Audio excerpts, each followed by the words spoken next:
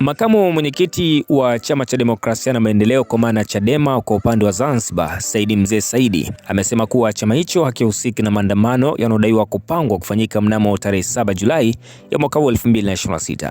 Na akizungumza katika kata ya Chinongwe mkoani Lindi, Mzee Said amesema kuwa Chadema haijaandaa wala kuhamasisha maandamano yoyote, na akisisitiza kuwa taarifa zinazoihusisha chama cha Chadema kupanga maandamano ni kwamba taarifa hizo hazina ukweli wowote ndani yake. Lakini pia Mzee Said ameliomba jeshi la polisi nchini kuachia huru makada 6 wa Chadema ambao kwa sasa wanashikiliwa kwa tuhuma za kuhamasisha maandamano hayo. Na hapa nikimnukuu Mzee Said kwa kile ambacho amekizungumza alipokuwa katika kata ya Chinongwe kule mkoani Lindi, alipokuwa akizungumza na wanachama wa Chama cha Demokrasia na Maendeleo. Nataka niwathibitishie Watanzania kwamba Chadema haiandai maandamano ya tarehe 7 Julai, na hivyo hayo sio maandamano yetu.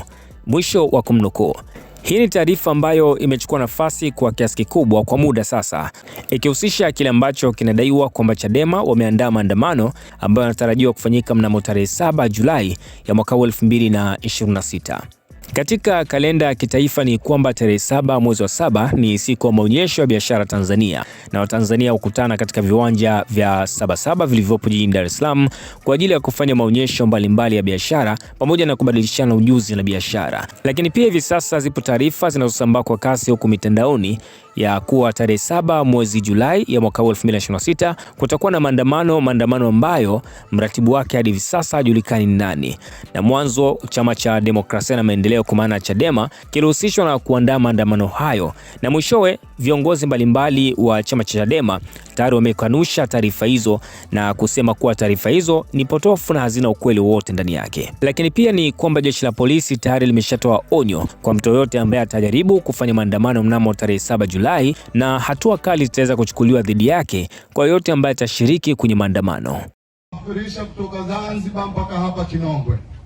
Lakini nimshukuru Mwenyezi Mungu kwa kutujalia mimi na nyinyi afya njema, na tuwaombee dua wale ndugu zetu ambao wana matatizo hapa na pale. Mwenyezi Mungu awafanyie shufaa ili warudi katika majukumu yao ya kawaida.